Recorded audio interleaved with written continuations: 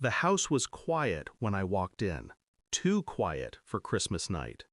The kind of silence that doesn't belong in a home filled with family. Then I saw it. My daughter, 8 years old, sitting on the floor beside the tree, her hands pressed together in her lap, her eyes red and swollen. A hand-drawn sign hung around her neck, crumpled, uneven letters scrawled in red marker. Family disgrace. Her plate was empty. Cold potatoes congealed on the table above her. My wife and mother-in-law were watching a movie on the couch, laughing. The air smelled of cinnamon and cruelty. I didn't speak. I just walked over, lifted the sign off her neck, and folded it carefully, like evidence. She looked up at me, her lips trembling. "Daddy, they said I lied about Grandma hitting me." I told her to go upstairs. She obeyed without hesitation, clutching her little stuffed rabbit to her chest. The laughter from the couch continued. They hadn't noticed I was home early, not yet. When my wife finally turned and saw me, her smile faltered for half a second. Then she covered it. "Didn't expect you back tonight," she said. Her mother smirked. "We were just teaching her some manners. That girl's been—" I didn't answer. I walked past them, poured a glass of water, and stared at the reflection in the window. My daughter's face flashed in it. Tear tracks, shame, fear. They called her a liar because it was easier than admitting who they were. The truth was simpler than the stories they spun. She had seen something, something they didn't want spoken aloud. My wife's tone softened. "You're quiet. Don't tell me you're angry about that little sign." Her mother laughed. "He's always been too soft with that girl, like she's made of glass." That's when I realized it. It wasn't punishment. It was a message, a warning aimed at me through her. I didn't show anger, not even curiosity, just silence, thick and deliberate. That's what unsettled them most. For 3 days I played my part.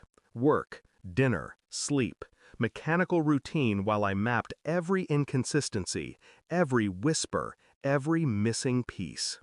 I found my daughter's drawings hidden in a shoebox, a woman yelling, a child crying, a dark red scribble between them labeled, in her shaky handwriting, "Mom said don't tell Daddy." I began recording conversations, emails, bank statements, small clues built into something larger.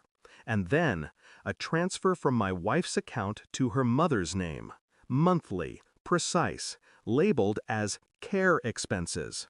Care for what? That night, I watched them whisper in the kitchen. I couldn't hear words, but I read faces. The way guilt hides behind casual smiles. They thought they'd broken my daughter. They didn't realize she had already told me everything. That Grandma's hands weren't gentle. That Mom laughed when she cried. Every lie they used to shape her would become the weapon I'd use to unmake them. I took her to a child psychologist, quietly. A session, then another. The therapist's report was clinical but horrifying. Sustained emotional neglect and coercive control by maternal figures. Evidence.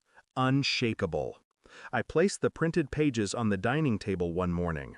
My wife came down first. She saw the papers, read the header. Her hand trembled. Then she whispered, "You went behind my back?" I didn't respond. Her mother entered moments later asking what was wrong. My wife tried to hide the documents. Too late. When her mother read the report, the color drained from her face. She turned defensive instantly. "She's lying again. That brat's manipulating you." I looked at her, only once, long enough to make her stop speaking. Silence filled the room. The same kind that had lived here for years, now finally turning on them. That evening, I packed my daughter's bag. Clothes, her rabbit, the shoebox of drawings. Everything else stayed behind. When my wife tried to follow me to the door, I handed her an envelope.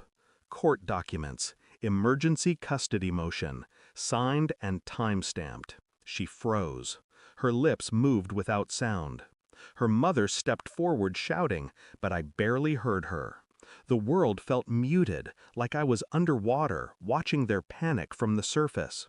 "Where are you taking her?" my wife whispered. "Somewhere she'll never be called a liar again." No shouting, no slamming doors, just her eyes, wide and hollow, watching as I walked away. That was the revenge. Not noise, not violence, just removal. Letting them live with the echo of their own cruelty. 2 months later, I sat with my daughter in a quiet apartment.